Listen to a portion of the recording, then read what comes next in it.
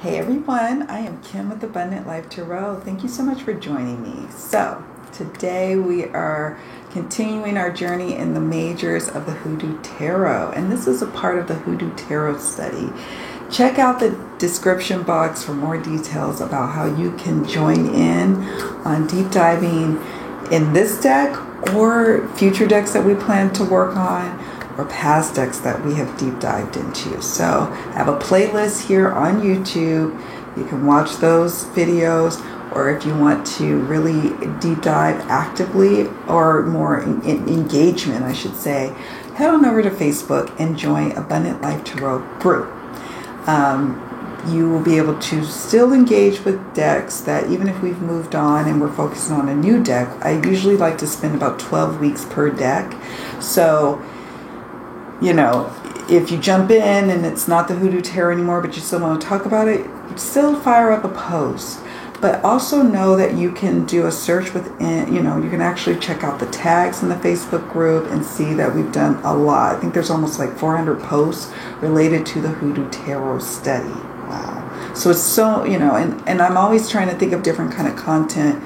I have to kind of think ahead on these tarot studies. So check it out. It's so much fun. That's where I hang out the most. I have to be honest in terms of social media.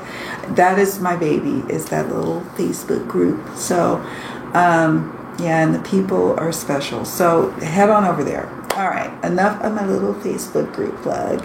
Let's talk about the cards that we're going to be featuring tonight. So the first one is Pa. Can you see that? Pa is representing the Moon card. Big Mama. She looks like a blend of both of my grandmothers, to be honest, my maternal and my paternal. Big Mama is the Sun card, and that's A-okay with me, right? If she reminds me of my grandmothers, And then Judgment is reinvented into Dim Bones.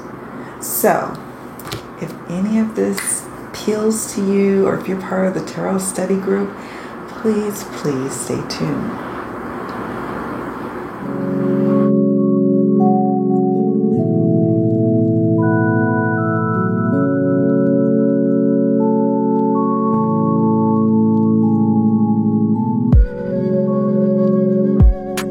We have switched camera angles, and before I even go much further into the video, this is the Hoodoo Tarot, and this deck is being featured in our latest tarot study that we have going on. The tarot study work, as I've mentioned before, is primarily done in the Facebook group, Abundant Life Tarot group, but I do like to do series. Like in this case, I'm looking at the majors, right? I'm looking at the majors of this tarot deck, and it's a mass market, so you can get your hands on it, I'm pretty sure, at least at the time of this recording, which is August 21st, 2021. The deck that I'm working with, I like to have two decks, or at least one deck, if not two. But lately I've only had the energy just to work with one additional deck, and it's my home study deck. That is this is the Smith Waite, but my home system, my home tarot system, my school, if you will, is the Rider-Waite-Smith system. And the Moon card is from the Smith Waite Borderless Edition, which is a U.S. Games deck. All right, I had to put that all out there so you guys know what's going on.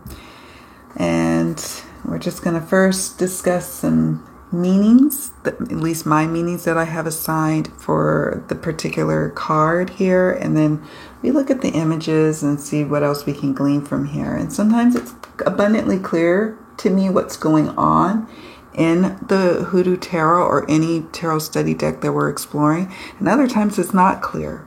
So I always try to, when I'm thinking about the deck that we're going to use for our next tarot study, I like to get decks that have really good guidebooks that, you know, touch upon why there was a particular image chosen, what is in the image, as well as the card meanings. But this is, you know, we've got the moon card here, so it's been changed to Pa. Pa is the moon card, and it's a big bright full moon. It looks like Pa is sitting with either his son or his grandson here on like porch steps, I'm assuming.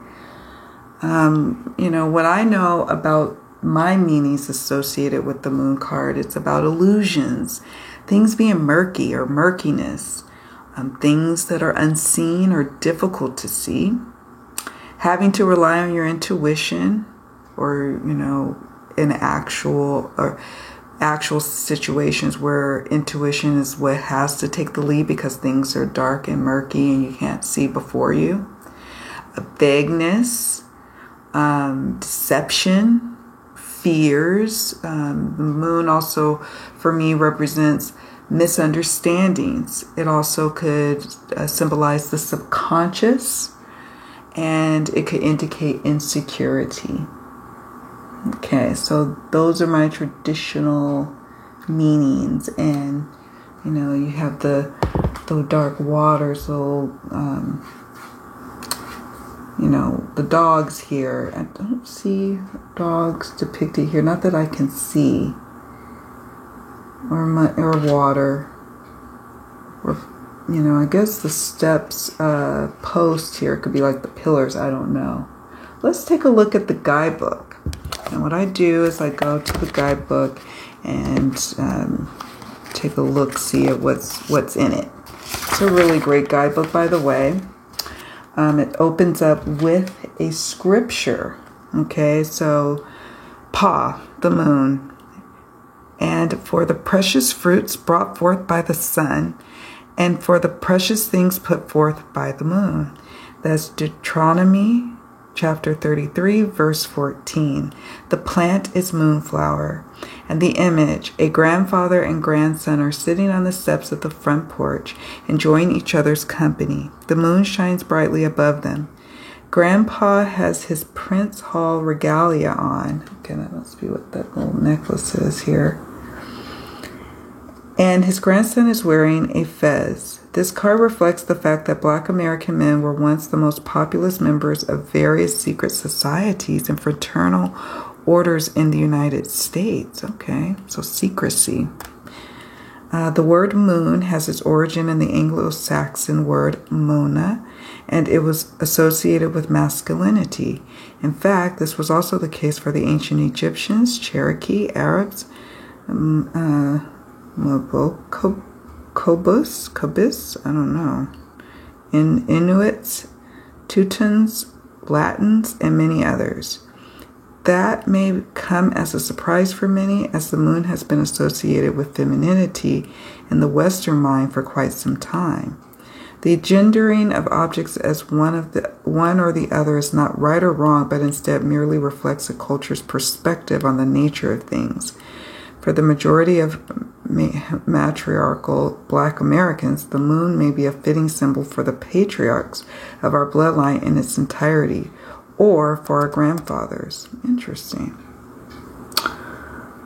I'm not going to keep going. It's quite a long description versus the star card. So I love that whatever, you know, the creator felt like writing, she did. And then if it was something short and sweet like the star, she did that as well.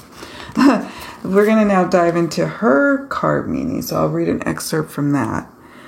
When Pa appears in a reading, you are being asked to consider that you might not know everything there is to know about the situation at hand. Not only that, but the details are possibly being purposely hidden from you. Most likely, there is no concrete proof that you're being deceived, but you undoubtedly sense something is wrong. Pa may also be trying to tell you that sometimes you must seek truths that have been intentionally veiled or obscured. I like that word, obscured, or obscurity. That have been obscured by darkness to protect them.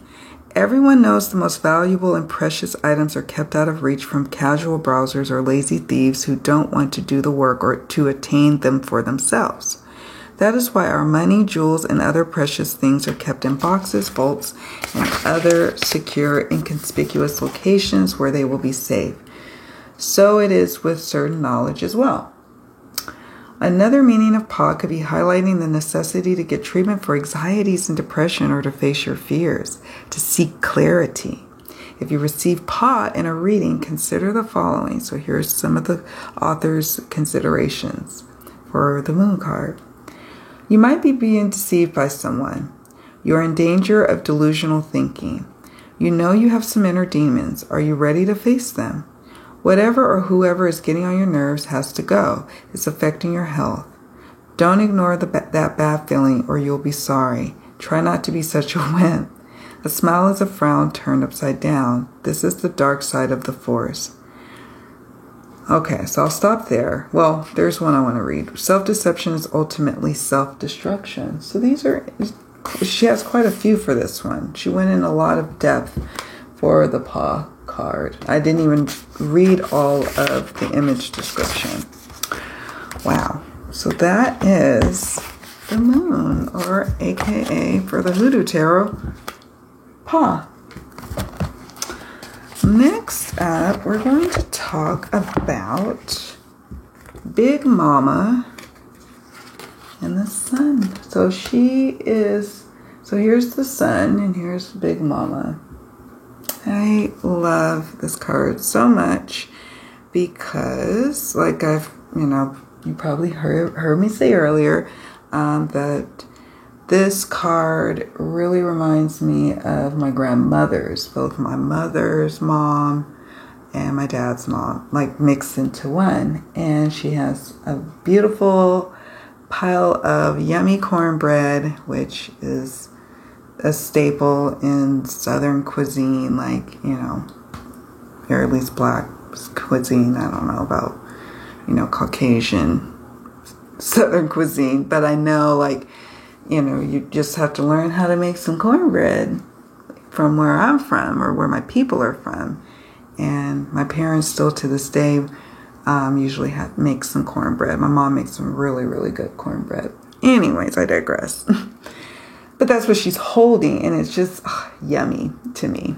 And when I think of the sun, the traditional sun meanings, I think of optimism and bright times, happy times, a happy future, positivity, contentment, being happy with the material success you have, or material happiness, a strong sense of freedom, feeling successful, feeling confident, a joyful time, truth, clarity. So it is opposite of what we see in the Pa or the Moon card. There's clarity with the Sun card.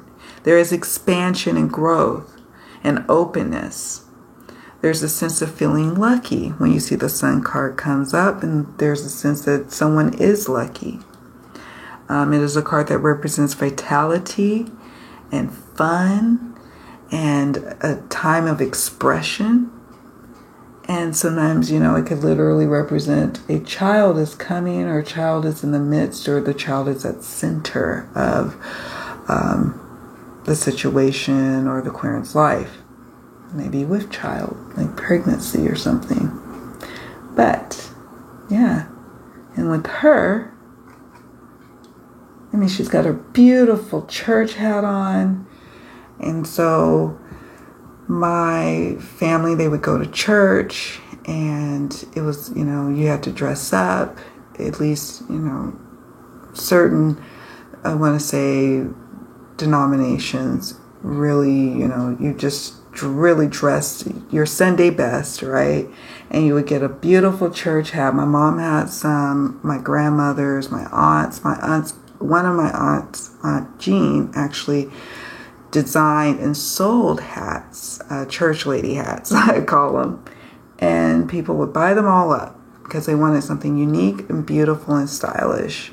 So, it just, she's got the key. She's wearing a necklace with the key pendant. She's got the key to success, and she clearly knows success with her like piled high cornbread. I like it. All right, so let's take a look here at Big Mama in the guidebook. Okay, it says, "The Son, I am reminded of your sincere faith, a faith that dwelt first in your grandmother Lois and your mother Eunice, and now, I am sure, dwells in you as well."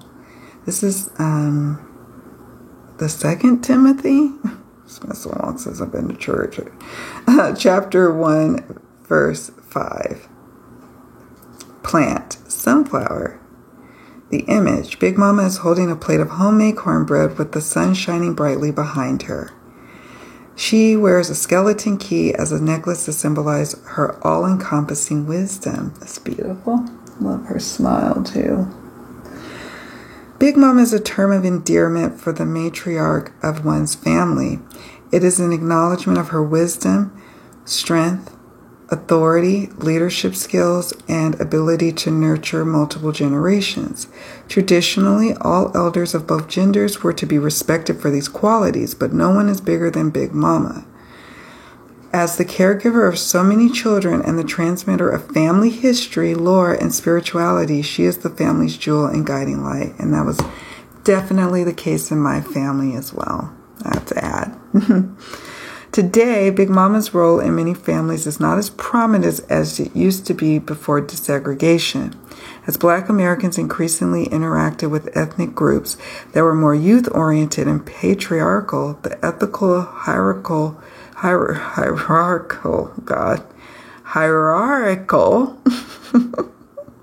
and conceptual foundation of the community started to shift.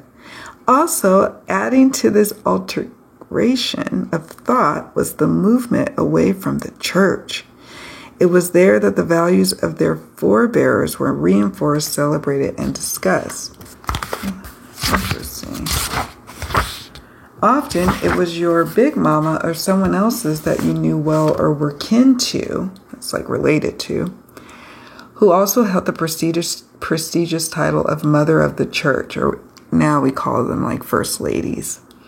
Like the sun, the matriarch is a warm, centralized force without whom growth would be impossible. And I think because I can recall, like my cousins that were born after me will not have this experience, but because my mom and dad were born and raised several generations over and over, in the South, particularly in Mississippi, the matriarch in the family was revered, and I got to witness that as a child. And then once they passed, it definitely what Tayana is speaking of here, the phenomenon of, the lessening presence of the church and the grandmother's role kind of taking a step back, whereas it was very prominent before, generation over generation. My mom was named after her grandmother. My daughter is named after my maternal grandmother, and it's just ways that we honor her.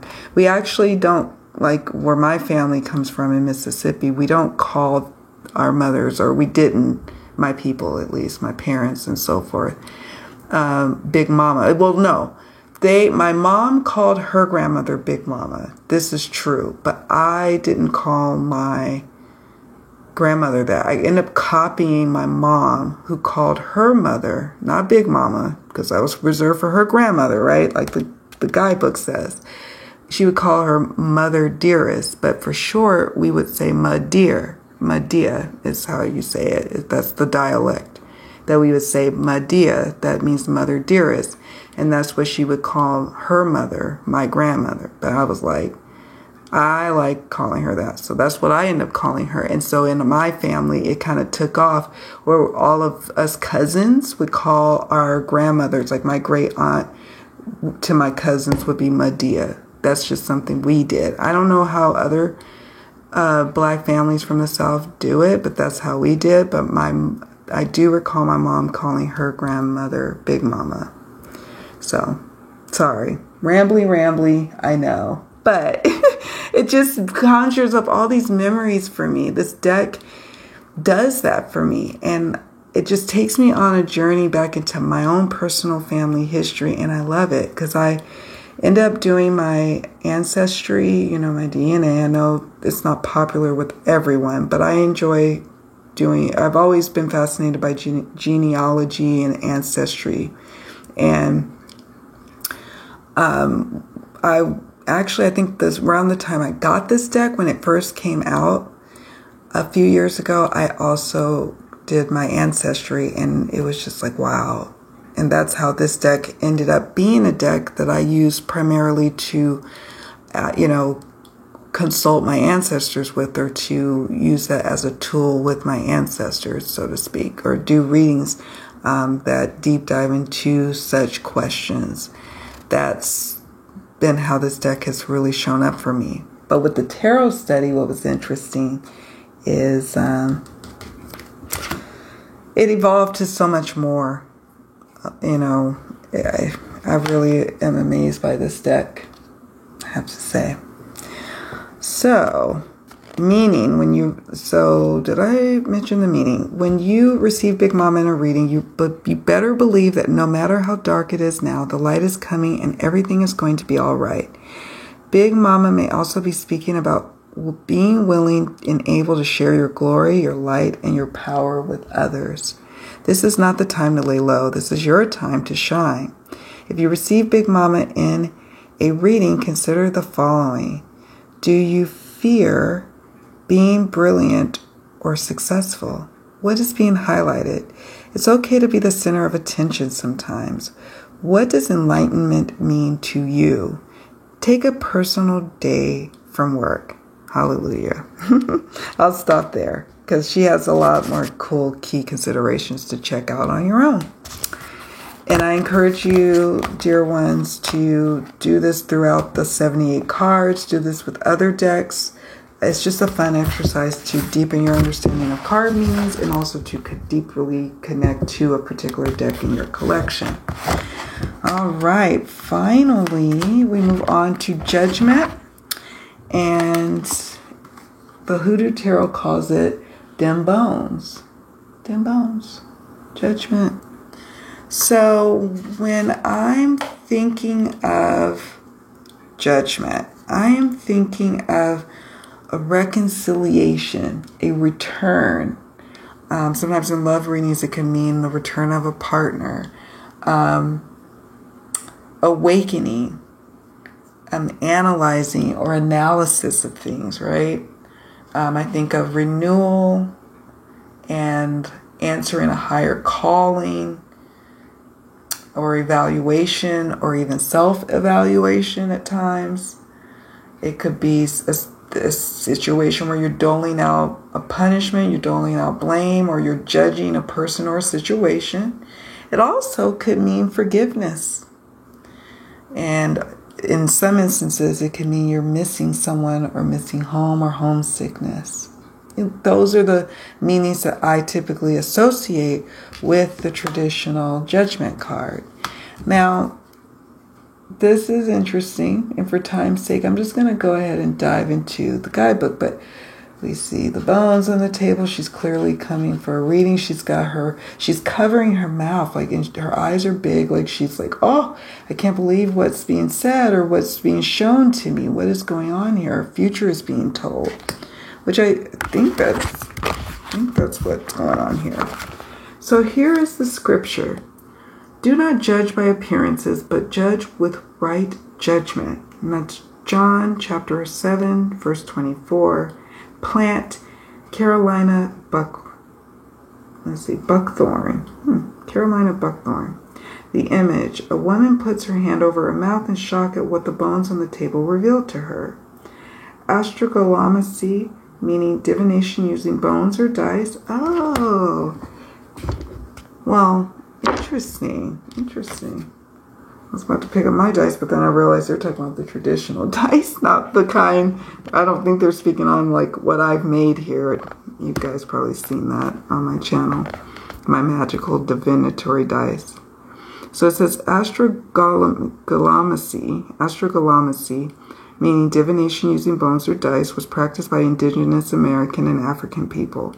Divination with bones requires the reader to associate different meanings with each bone, based on where and how they land. The bones of chickens and cats were the most commonly used, but other small and medium-sized animals were also acceptable. Contrary to popular belief, the choice of which animal to use was strictly up to each individual root worker. A set of dim bones could include not only the remains of an animal, but also other items such as keys, seashells, and crystals. Interesting. Like other forms of divination, all the items in a reader's set had clear associations, but it's a reader's innate talent that determines accuracy. Huh. Sounds familiar, folks? Meaning, when dim bones appears in a reading, you are being reminded that it's time to focus on what you need rather than what you want. Most likely, you will have to make some tough choices. But if you're willing to put your ego aside and do what you have to do, the best possible outcome is guaranteed.